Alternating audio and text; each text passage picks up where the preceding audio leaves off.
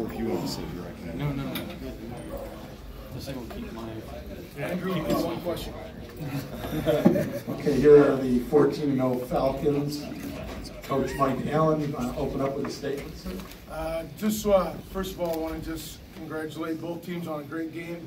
A well-played game, good sportsmanship. North Forsyth is here for the ninth time in a row for a reason. They're a heck of a program. Compliments to our kids. They played their butts off for 4 quarters.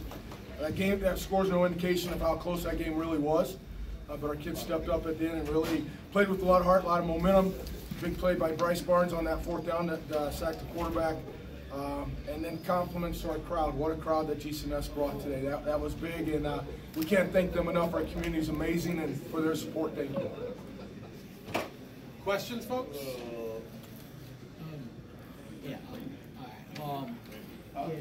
This is the 20. Well, this is the 2nd straight state championship and 28 wins in a row.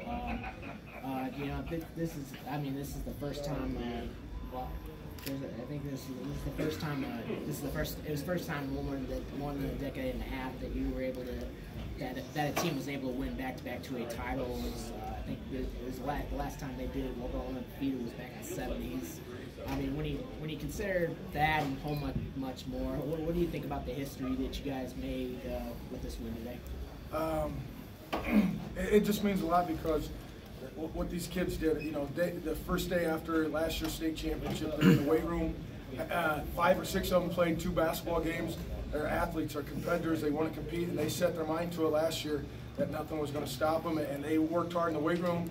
And our weight room and elite at the edge, they lifted, they worked, and they put the time in that it takes to be, put themselves in this position, and couldn't be more proud of them for doing that, and for them to see that if you do work hard, good things can happen. That means a lot to me as a head coach.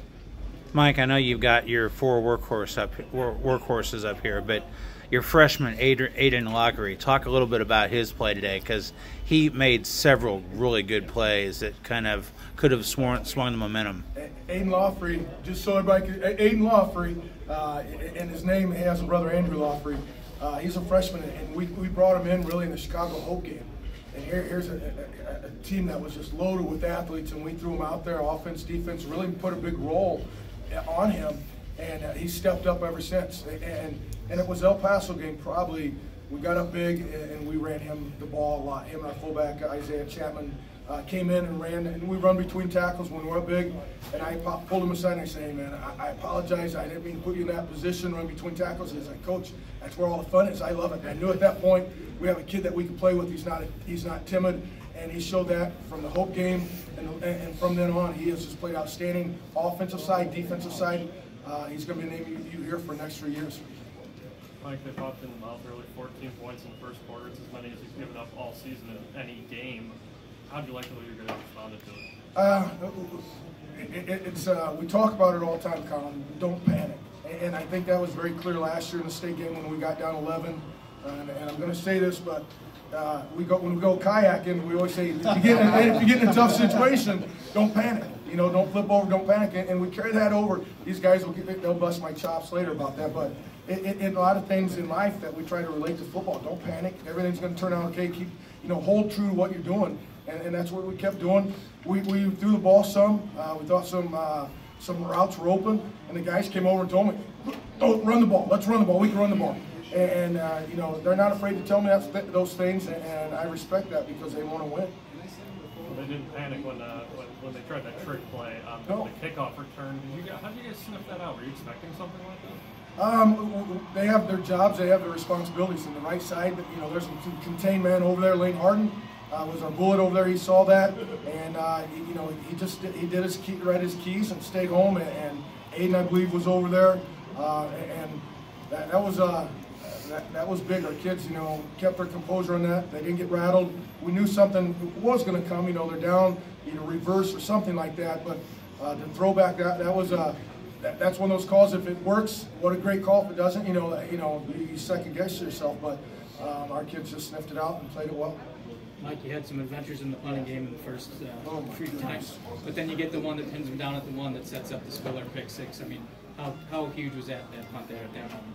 I don't know how NFL coaches do with their kickers and punters. They drive me crazy sometimes. It just, whoa, cow. It's just been, I think, here's the thing. Once again, to go along with Colin's question, three bad punts, three situations where it's bad, and the fourth one put him on the 1 yard line. He didn't pout, he didn't whine. We don't let him do that on the sideline. So when he came off, the first time he punted into the end zone, and we're like, hey, you always turn the ball over. Do what you do.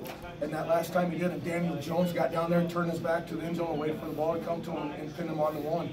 That's big. Put your back to the defense. But Ben has been an incredible kicker, incredible punter for 4 years for us. Was it last week or the week before we tried a 54-yarder right before halftime, and we had confidence that he could make it. 52? 2 weeks ago. And his punting, is outstanding. His kicking is outstanding, and the coverage that we have behind him has played very well for us. Bryce, after coming up with the winning catch last year, then We're Spiller, Austin Spiller. Oh, Austin. Bryce didn't make it up, yeah. But still, after you guys coming off with the win in the late win last year, how big were the big plays that really turned it to make you guys repeat? Me? Sure. Oh. You had the big six. Well, I guess it's not always one play, because one play doesn't make or break a game. Big thanks to Coach Augsburger and Coach Allen putting us in the positions to make the plays, but it's all of our line really are making the big plays, because without a line you can't win, you can't score. So with our, I guess it was coaching, it wasn't really a play, it was all of us. Austin, we talked about 14 points in the first quarter, but then after that, not a single offensive score in the second, third, fourth quarter. Either you or Mike Allen, what adjustments do you feel like you guys made after first quarter? I'll say something real quick. We broke down and started tackling correctly. We read our cues, and we didn't let anything get deep on us, and we didn't just hit and bounce off. We wrapped up, and what we hit, we took down, and our secondary played very well, but our defensive line put pressure on quarterback to make him throw it earlier than he wanted to, but possible information. We all, when we went into the locker room at halftime, we all sat down. Most of the seniors and starters on defense, we sat down and told each other what we're seeing and what we think they're going to do, and what they saw that was working and how we could stop it. So that's something that we do almost every game. We sit down and assess, even if we're winning and they haven't scored, we sit down and assess where they're getting yards or where they're getting plays or where they would be open, so that we can prepare for the next half. So I think it was more of us being prepared and being able to talk to each other, knowing that they're going to do their jobs. There's a lot of hard yards today, especially after touchdown runs. How much did it help you, having faced this defense last year, knowing pretty much what you were going to get on those runs? Yeah, I got to give all the credit to the O-line. They just manhandled them down there.